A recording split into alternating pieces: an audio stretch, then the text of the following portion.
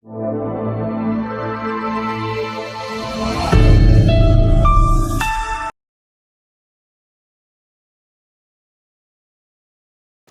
प्यारे बच्चों, कैसे हैं आप? आशा करती हूँ आप सभी अच्छे होंगे। तो आज हम शुरू करने जा रहे हैं वाणी पब्लिशर्स की कक्षा 8 की पुस्तक विज्ञान की दुनिया। आज हम शुरू करेंगे पार्ट 1, जिसका नाम है जंतुओं में जनन, यानी कि रिप्रोडक्शन इन एनिमल्स। तो आइए शुरू करते हैं। अपने वंश अथवा प्रजाति को बनाए रखने के लिए पादप यानी कि पौधे और जंतुओं के लिए जनन आवश्यक है। सभी जीव अपने समान जीवों को जनन करते हैं। माता पिता से संतति का जन्म जनन कहलाता है। तो बच्चों, जो जीव जंतु अपने बच्चों को जन्म देते हैं वह प्रक्रिया क्या कहलाती है? जनन कहलाती है। तो माता पिता का अपने शिशु को जन्म देना माता द्वारा जनन कहलाता है। तो अब हम पढ़ेंगे जनन की विधियां, यानी कि मोड्स ऑफ रिप्रोडक्शन। आपने आसपास बहुत से जीव जंतुओं, कीड़े मकोड़ों तथा वनस्पति जगत द्वारा जनन संख्या बढ़ती देखी होगी। कुछ पौधों का जनन बीजों के द्वारा तथा कुछ पौधों के पुष्प अपना मकरंद दूसरे पौधों पर वर्तिकाग्र करके नए पौधों का जनन करते हैं। जीव जंतु नर तथा मादा होते हैं। नर और मादा जब एक दूसरे के पास आते हैं तो इनमें निषेचन क्रिया होती है, जिससे ये अंडे द्वारा अथवा बच्चे द्वारा वंश को आगे बढ़ाते हैं। उदाहरण के लिए जब मुर्गी तथा मुर्गा आपस में संबंध करते हैं तब मुर्गी अंडा देती है। मुर्गी अंडे को अपने पंखों को फैलाकर सेती है। उसके बाद उसमें जीव उत्पत्ति होती है। कुछ दिन बाद अंडा चूजे में बदल जाता है और पौधों की तरह जंतुओं में भी जनन की 2 विधियां होती हैं। तो जनन की 2 विधियां हैं। सबसे पहला है आपका लैंगिक जनन। लैंगिक जनन करने वाले जीवों में नर और मादा जननांग होते हैं। पौधे की तरह जंतु भी नर एवं मादा युग्मक बनाते हैं, जो संलयित होकर युग्मनज बनाते हैं। यह युग्मनज विकसित होकर एक नया जीव बनाता है। इस प्रकार का जनन, जिसमें नर तथा मादा युग्मक का संलयन होता है, इसे लैंगिक जनन की क्रिया कहते हैं। दूसरा है आपका अलैंगिक प्रजनन। इस प्रकार का प्रजनन निम्न वर्ग के जंतुओं में होता है। इस प्रकार के प्रजनन में केवल एकल जीव शामिल होता है। यह तब होता है जब प्राणी को बहुतायत में भोजन उपलब्ध होता है तथा अन्य परिस्थितियां भी अनुकूल होती हैं। अगला शीर्षक है भ्रूण का परिवर्तन, एम्ब्रियोज चेंज। निषेचन के परिणाम स्वरूप युग्मनज बनता है, जो विकसित होकर भ्रूण में परिवर्तित हो जाता है। युग्मनज लगातार विभाजित होकर कोशिकाओं के गोले में बदल जाता है। उसके बाद कोशिकाएं समूहीकृत होने लगती हैं तथा विभिन्न ऊतकों एवं अंगों में परिवर्तित हो जाती हैं। इस विकसित हुई परिसंरचना को भ्रूण कहते हैं। भ्रूण गर्भाशय की दीवार में रोपित होकर विकसित होता रहता है। गर्भाशय में भ्रूण का निरंतर विकास होता रहता है। धीरे धीरे उसके विभिन्न शारीरिक अंग जैसे हाथ, पैर, सिर, आँख, कान आदि विकसित हो जाते हैं। भ्रूण की वह अवस्था जिसमें सभी शारीरिक भागों की पहचान हो सकती है, गर्भ कहलाता है। जब गर्भस्थ शिशु का विकास पूरा हो जाता है तो माँ नवजात शिशु को जन्म देती है।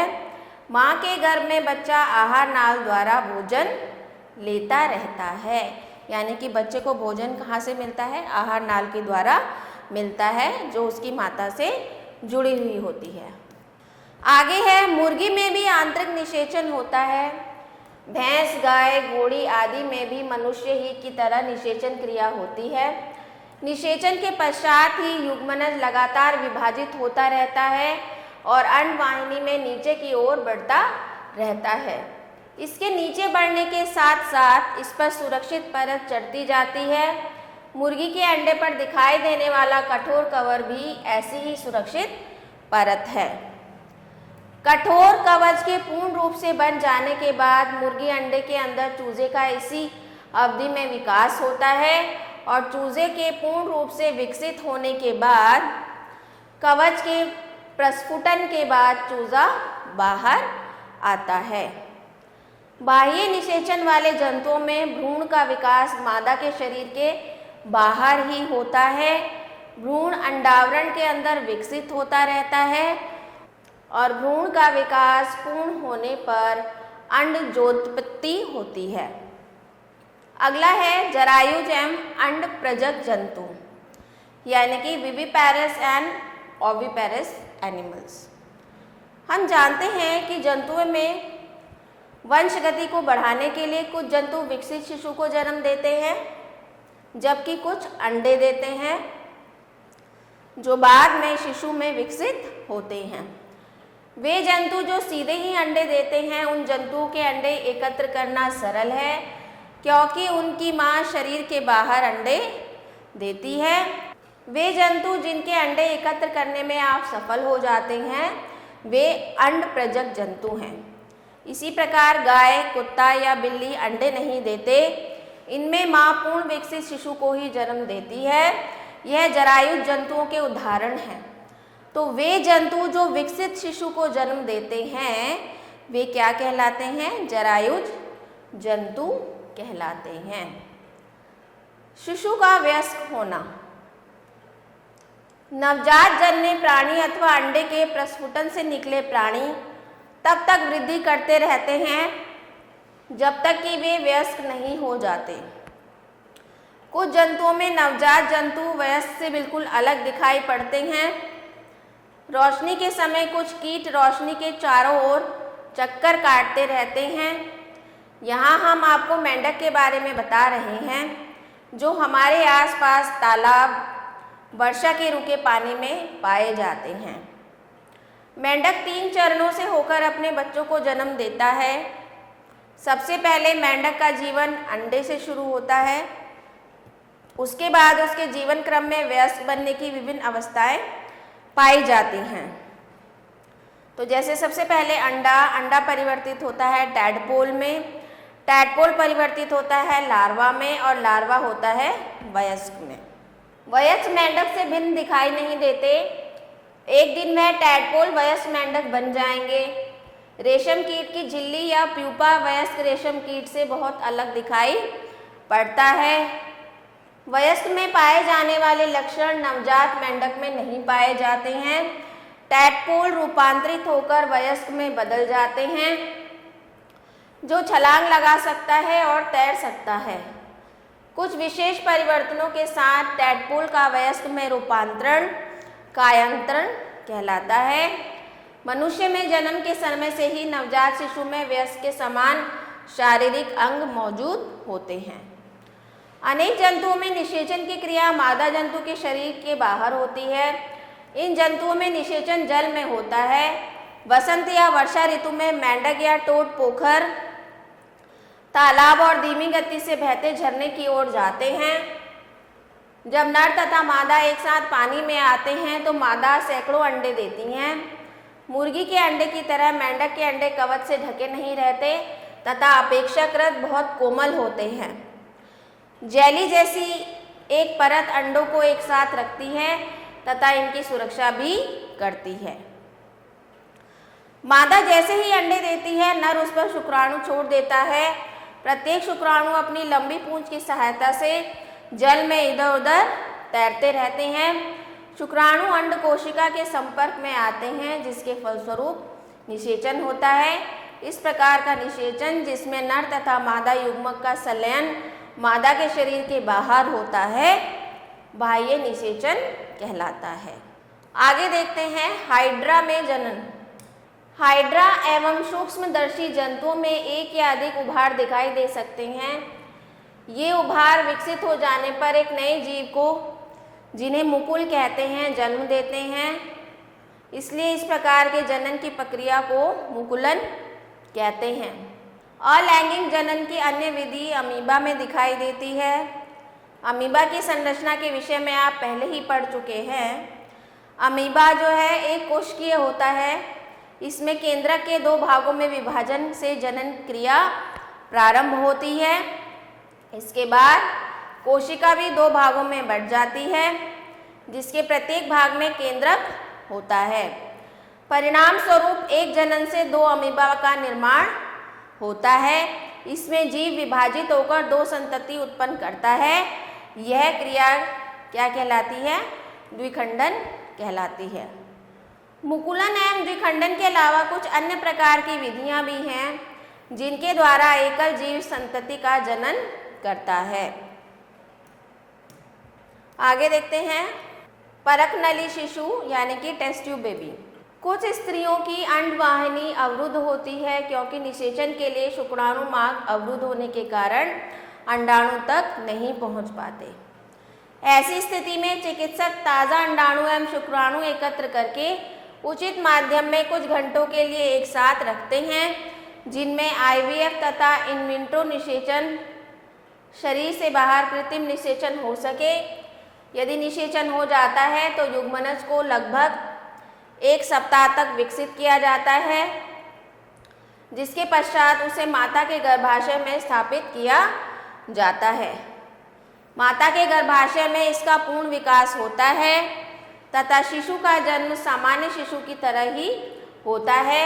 इस तकनीक द्वारा जन्मे शिशु को परकनली शिशु कहते हैं। यह एक मिथ्या लाभ है, क्योंकि शिशु का विकास परकनली में नहीं होता। तो याद रखने योग्य कुछ बातें हैं। प्रजनन की दो विधियां हैं, लैंगिक तथा अलैंगिक। प्रजनन वह प्रक्रिया है जिसके द्वारा कोई जीव अपने जैसे जीव को जन्म दे सकता है। जब नर तथा मादा युग्मक का संलयन होता है तो लैंगिक जनन कहलाता है। भ्रूण की वह अवस्था जिसमें उसके सभी शारीरिक भाग विकसित होकर पहचान युक्त हो जाते हैं, उसे गर्भ कहते हैं। जनन की वह अवस्था जिसमें केवल एक ही जीव भाग लेता है, अलैंगिक जनन कहलाती है। आइए कुछ अभ्यास कार्य कर लेते हैं। पहला है, निम्नलिखित में से सही विकल्प का चयन कीजिए। तो क है आपका जनन का यह मुख्य भाग कहलाता है। तो जनन का मुख्य भाग कहलाता है निषेचन। जब जीव विभाजित होकर दो संतति उत्पन्न करता है तो इसे क्या कहते हैं? द्विखंडन कहते हैं। शुक्राणु जल में कैसे तैरते हैं? तो शुक्राणु जल में पूंछ से तैरते हैं। सबसे पहला है वह प्रक्रिया जिसके द्वारा कोई जीव अपने जैसे जीवों को जन्म देने योग्य होता है। तो इसमें क्या आएगा? कौन सी क्रिया होती है? जनन, प्रजनन। डैश जनन करने वाले जीवों में नर तथा मादा जननांग होते हैं।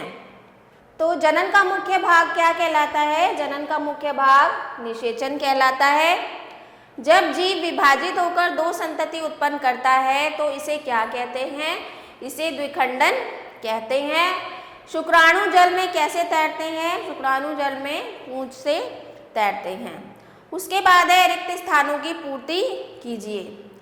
तो प्रजनन वह प्रक्रिया है जिसके द्वारा कोई जीव अपने जैसे जीवों को जन्म देने योग्य होता है। तो पहले में प्रजनन आएगा। दूसरा है लैंगिक जनन करने वाले जीवों में नर तथा मादा जननांग होते हैं। तीसरा है निषेचन के परिणाम स्वरूप युग्मनज बनता है, जो विकसित होकर भ्रूण में परिवर्तित हो जाता है।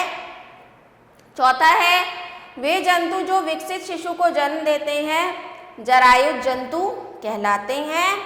और पांचवा है मेंढक के बच्चों को टैडपोल कहते हैं। उसके बाद अगला है सही वाक्य के सामने सही तथा गलत के सामने गलत का चिन्ह लगाइए। तो पहला है जंतुओं में जनन की दो विधियां हैं, लैंगिक तथा अलैंगिक जनन। बिल्कुल सही है, तो यह कथन सही है। मुर्गी के अंडे को चूजा बनने में लगभग 5 सप्ताह का समय लगता है। ये कथन गलत है, 3 सप्ताह लगते हैं। युग्मनज में अनेक विभाजन होते हैं जिससे भ्रूण बनता है। बिल्कुल सही है। अंडाशय, अंडवाहिनी तथा गर्भाशय मादा के अंग हैं। यह भी कथन सही है। और अमीबा तथा हाइड्रा द्विकोशिकीय जीव होते हैं, यह कथन भी सही है। तो ये थे आपके अभ्यास कार्य। तो आशा करती हूँ आपको ये पाठ समझ में आया होगा। तो आशा करती हूँ बच्चों आप सभी को वीडियो अच्छे से समझ में आया होगा। तो मिलते हैं आपसे अगली वीडियो में। आभार।